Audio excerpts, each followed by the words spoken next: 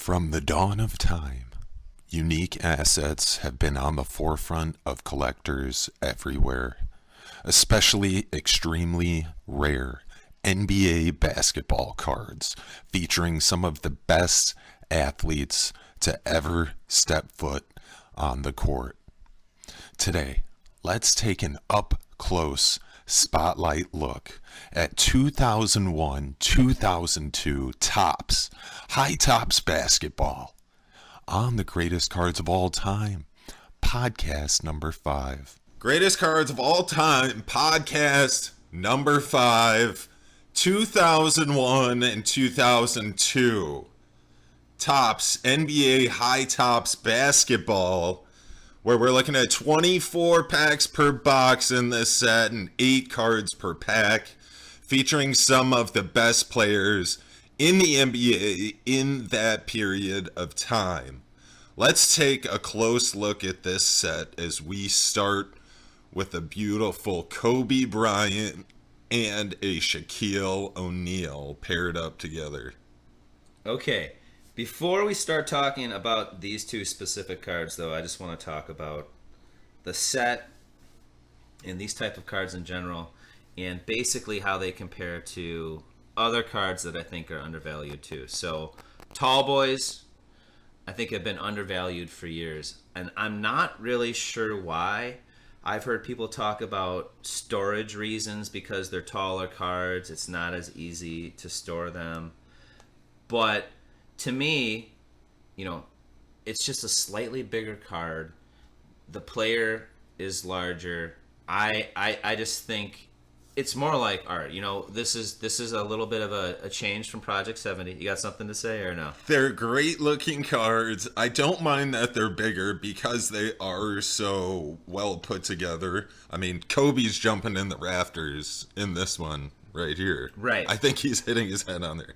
It really extends the card, gives you a bigger picture. Right. They are kind of a pain in the ass for storage. Okay. I think all right. is the major problem. They don't fit in those nice white but boxes. neither do slabs either. So that was the other thing that I wanted to bring up. So when you had tall boys back in the day in the 70s or what have you, they didn't really have storage specific for them as much. But now more cards are graded. So most people have slabs. These aren't even as big as slabs. So now you actually have boxes that are designed for slabs that are much easier to handle cards like this. So I don't think that's a legitimate excuse anymore. But, that being said, the other thing about this set and the name itself that I think is very cool. And first off, I want to give a shout out to 90s B-ball basketball because I tried to find more information on these cards online, specifically on YouTube, and I found one video. I found one video, and it was from 90s B-ball basketball, and that's all I could find. So this might be the second video that's going up on YouTube talking about this specific set. So anyways, history in the making. Yeah, exactly. So he talked about High Topps being like a spin-off off of shoes. I don't think that's what it was at all. I think Tall Boys, High Topps, High Topps was just basically a play off the words of a tall boy. It was a High Topps. And if you look at this card, you look at this Kobe card, I think this is one of the cool things about the card that if you don't take a little, look at, on the right-hand side here, you have this gold label. That's what catches my eye right away, too. That's funny you say that. It actually says high, and then on the bottom, Topps. So, people look at it. You don't notice that right away, but when you point that out, it's clearly apparent. Right. So people look at it, they think it's just maybe some lines or what have you, but it's actually High Topps. So another thing that I think is really cool about these two cards, so these are actually their main card in the set. I believe there's only 150 cards in the set. Now there's cards beyond that are basically like autograph cards, there's numbered rookie cards, there's relic cards, there's lofty letter cards, which are autographs, or super veterans. So there's a bunch of other things, but the set itself is relatively small. I want to say there's only 105 cards is what it is. So this SHAQ is number 1 in the set, and the Kobe is number 60 in the set. But the other thing I wanted to point out, and the reason why I'm bringing that up, is the main cards in the set have one of these things that's kind of unique. I've noticed that the players or objects that are in front of the main player in the card are in color. The players and the objects that are behind the player are in black and white. And I just thought that's kind of neat. I don't know that, so That's very cool. You've got the net and the rim in the Kobe card that are in color. You've got Karl Malone in front of Shaq, that's in color, but you have the player that's behind him that's in black and white, and everything else behind him is in black and white. So those are just something that I thought was kind of unique about it. Now, the other weird thing is that's not consistent in necessarily all of the cards. So all of the main cards, that seems to be consistent, but like on these, all-star cards, I think the all-star cards are similar, but there's inserts that are different. We'll cover that. But that was just something that I wanted to point out. Do you have anything else you wanted to say about these two? The nice thing about these high tops is their extended cards offer a whole picture. I see Kobe Bryant from head to toe. I see Shaq from head to toe. I could tell they're off the ground, they're jumping, kind of puts them in action, puts them in motion. That's what I like about them. It extends the card, broadens the picture. I like it a lot. Before we move on, another thing I want to say about this set, which it's very rare, and I'm going to get into some of the numbers and production later on. It was only a hobby box. I don't want to get into all the numbers right now, but it's very rare. It has a ton of the GOATs, Jordan, Pippen, Carter, Garnett, Stockton. I mean, that's just some of them. But being rare doesn't necessarily make it valuable. So it was basically a one and done product. I believe this was only made for 1 year. They never made it again. So, people like the first of a new set or series that continues. But if it ends up being a one and done, in this case, it is a very rare one and done. We're going to talk about some of these inserts that for a Michael Jordan insert, they're going to be some of the rarest Jordan inserts you can have without being like a number to 100 type of thing.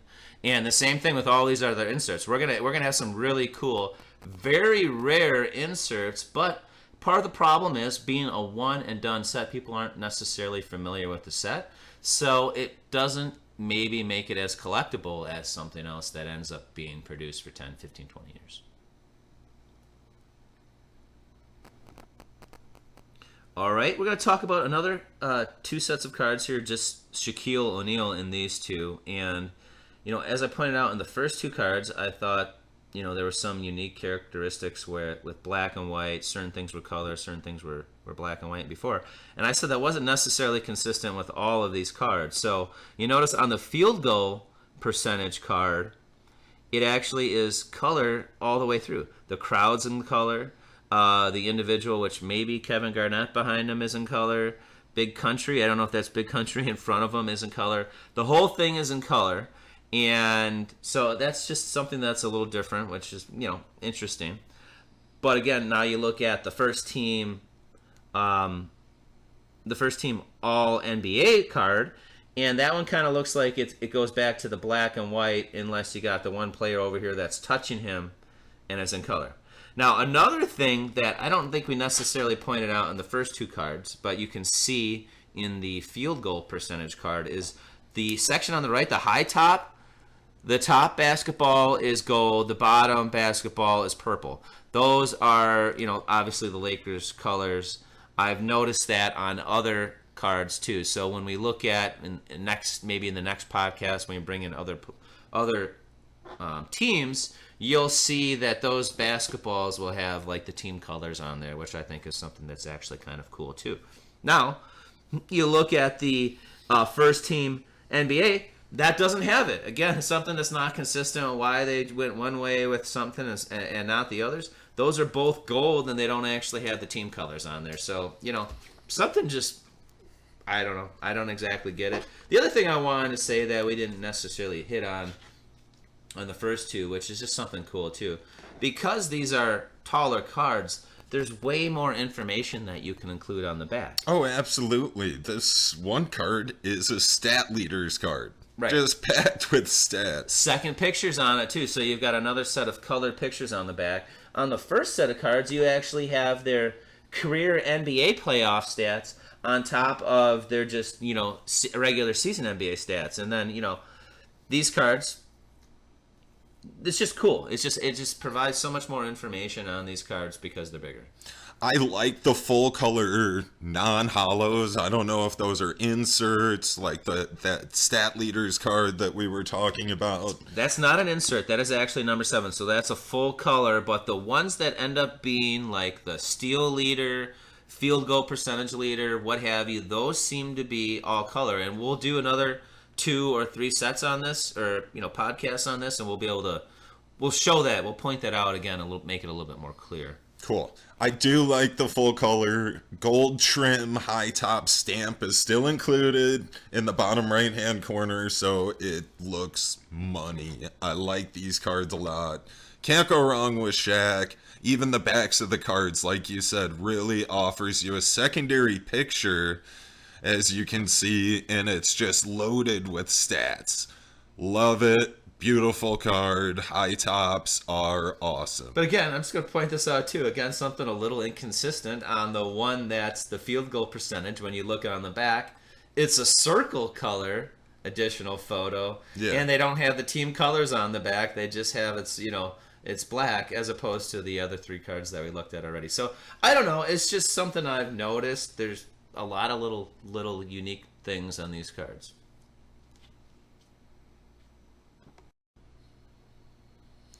The next card I'd like to take a real close look at is this Kobe Bryant Road to the Championship card. Classy looking card. The purple background looks great with the Lakers purple and yellow. And a classic Kobe layup pose coming in hot. Once again, you get a full photo head to toe of Lakers legend Kobe Bryant. Lovely card. When I think of Kobe, like that layup, I don't know, that's what I think of when I think of Kobe. And again, think of that picture on a regular size card. Like, I don't think it looks nearly as cool as it does on this. I think they'd cut the feet off. Right. And I hate when they cut the feet off, if I haven't made that clear already. I mean, I'm not saying it looks 3D, but that ball. He's coming at you. Bigger. I mean, it just. He's coming this way.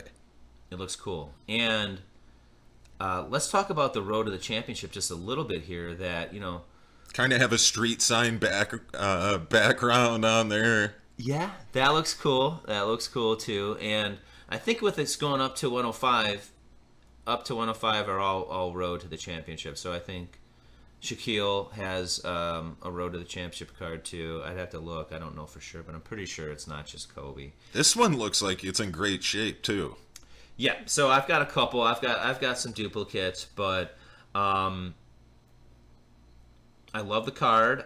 They basically had one of the most dominant championships in basketball. So one of the best teams of all time. That's the argument. It was like, okay, they didn't have the best regular season. They won the year before. This ended up being the second year out of the 3 years that the three-peat with the 2 together with Shaq and Kobe. And some said that they kind of just coasted through the regular season, knowing that they didn't really need to push it. I think they won the last 8 regular season games, and then they only lost 1 game in the playoffs. So, talk about a dominant championship, road to championship. That's ridiculous.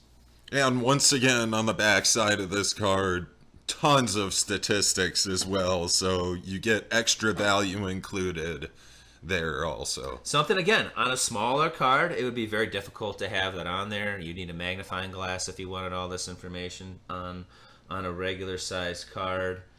I love the larger cards. I just think there's just so much more to offer with that extra picture, extra information. Love it. The next couple of beautiful cards we're going to look at, 2 very similar cards. I love them. So cool together, side by side. Love the font printed across the cards. two tremendous action shots, two tremendous Lakers legends once again. High tops are so cool. Tell me a little bit more about these two cards. Okay, so these are inserts. These are not part of the regular set. These are called the dominant figures. So I was really trying to figure out how many boxes that they actually produced. And real quick, I'm just going to go through some numbers. There's 2 autos per box, okay? They have the rookie signature base cards, which have 850. They have the super vet autos that have 850. And then they have the lofty letters that on the one website I could find also said they had 850. However, they're actually not numbered on the back. So I question that, honestly, because the other 2 that I previously mentioned do actually have the numbers stamped on them. Why would they make lofty letters and not have an 850? But anyways, let's just assume they do.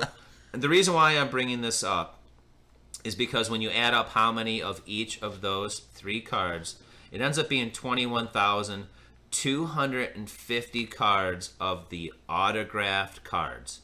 With 2 autographed cards per box, all you have to do is divide that number by 2 to figure out how many boxes that there actually were produced. So it's a really very low print run. Again, I already mentioned the little asterisks there with the lofty letters. You could add a couple more than 850. You could say it's 1,000. You could say it's 2,000. There's not a lot more lofty letters than the other 2 autographed cards that I said that were numbered to 850. But long story short on that is that I do believe there's only around 11,000 boxes produced of this hobby box. There's no sets. You aren't able to buy a set. There's literally only around 11,000 boxes of these. Okay? And with only being 2 autos per box, well, you can look at how rare these inserts are. The rarest inserts are called Above and Beyond, and I cannot wait to show you some of the Michael Jordan Above and Beyond inserts that I have and some other inserts that I have Above and Beyond. Very limited. We'll get into that. Again, there's only 2 autos per box, and there's only 2 Above and Beyonds per box, so those are very rare. These dominant figures are twice as much. There's only 4 dominant figures per box, so again, very limited inserts. So we're looking at pretty cool Shaquille O'Neal insert, a pretty cool Kobe Bryant insert. It's very low. I can't say for sure how many. I can give you a rough estimate, but again, these are just very rare inserts on a hobby box that was just limited. Now, what do you think about what we talked about before? Unfortunately, this was a one and done product. Does that mean, that does mean it's less collectible. There's just people that don't know about it. When people don't know about a product, it's just not something they want to collect. If it was the first Chrome, if it was the first Prism of something, people want to collect it because, in theory, likely it's going to keep going on and on. This was only done once, and it's over. 2 autos per hobby box is pretty cool. Man, I love high tops. They're very cool basketball cards. These dominant figures inserts, I love these. These look so cool. They look so cool side by side, real close together. Once again, love the back, plenty of information. This time you get minimal statistics and then a nice little story about Shaq's size and dominance in the league. Another thing I like about these cards, they complement each other very well because they're almost in the same dunk pose, I noticed. So right. I found that very cool too. Love these cards. Dominant figures inserts are so cool. I love high tops. Here's the other thing. The dominant figures that we have showing together here is something that I think we need to just briefly talk about. This duo, for at least a few years, or, the best duo in basketball. I mean, obviously you got Scottie Pippen, Michael Jordan. One of the best teams ever. Right. One of the best teams ever. These two just didn't play together as long as Michael Jordan and Scottie Pippen. They won 3 championships together in a row, and not that long after that, they broke up. They broke up. The duo broke up. I mean, years later, Kobe ended up winning 2 more in a row without Shaq. But what could they have done if these two were together longer? Thank you for taking the time to watch this spotlight look at Kobe and Shaq in 2001-2002 High Tops basketball. More up close and personal looks with commentary from this set and others to come soon on the Greatest Cards of All Time podcast.